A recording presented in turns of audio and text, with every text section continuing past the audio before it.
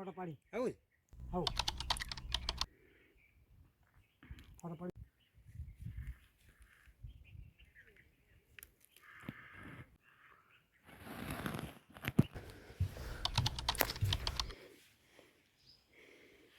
બના લેજો। જોઈ રહ્યા છો ફાઇનલી કેદારનાથ મંદિર ત્યાં પહોંચી ગયા છીએ અને જોઈ રહ્યા છો ઈશ્વાણી મંદિર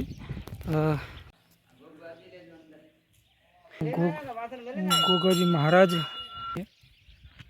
એમના માટે કાંઈ આગળ મોક્ષ માટે કોઈ કર્મ નથી કરતો। જય જયરાજી મહારાજ, જય ડુંગરપુરી મહારાજ, જય મુનિજી મહારાજ।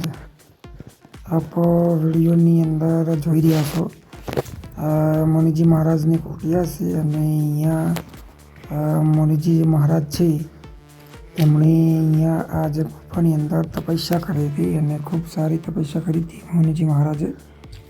અને જે જગ્યા પર વિડીયોની અંદર જોઈ રહ્યા છો એ જગ્યા પર મુનિજી મહારાજ રહેતા હતા। એમના હવનકુંડ છે અને અહીંયા જે આપણે શંકર ભગવાનની એક શિવલિંગની સ્થાપના કરી છે આની અંદર।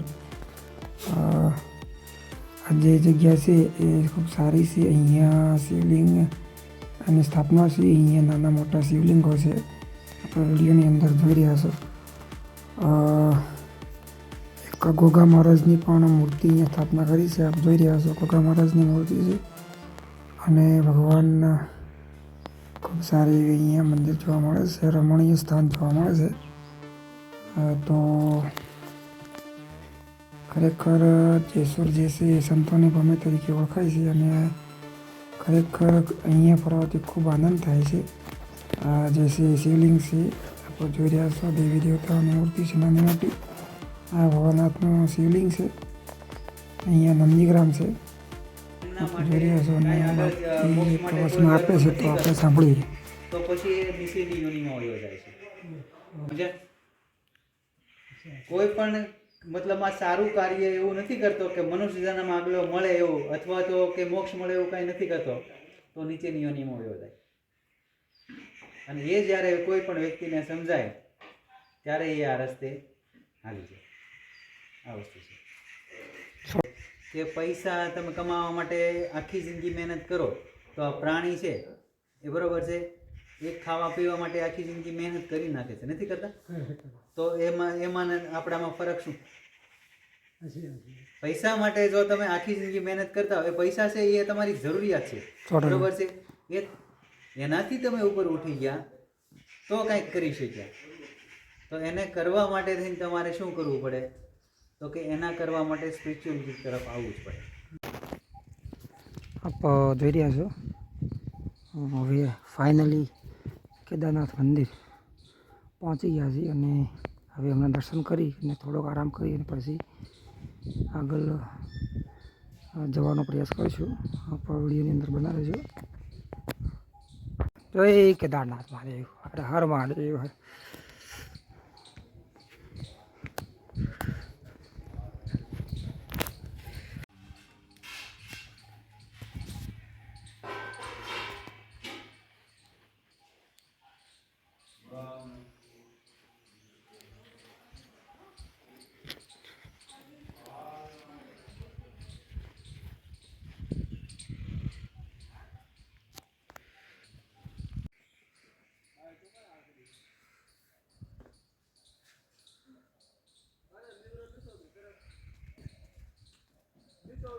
જોઈ રહ્યા છો ફાઇનલી કેદારનાથ મંદિર ત્યાં પહોંચી ગયા છીએ અને ત્યાં દર્શન કરી અને હવે શાંતિથી આરામ કરી અને પછી જવાનું છે મનપ્રિય અને ત્યાં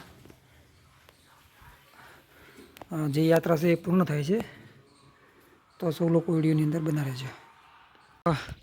જોઈ રહ્યા છો ઈશ્વાણી મંદિર પહોંચી ગયા છીએ અને ત્યાં દર્શન કરી અને પછી આગળ નીકળીશું।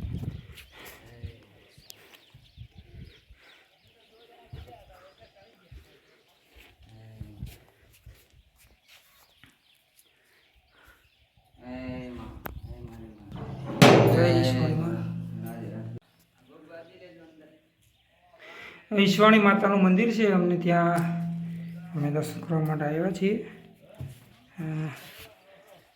સિંહનું અચવાર છે અને અહીંયા ગોગાજી મહારાજ નું સ્થાન છે. જય ગોગાજી મહારાજ. અને જૂની મૂર્તિ છે અને ખૂબ સારી એવી જગ્યા છે. આપ જોઈ રહ્યા છો.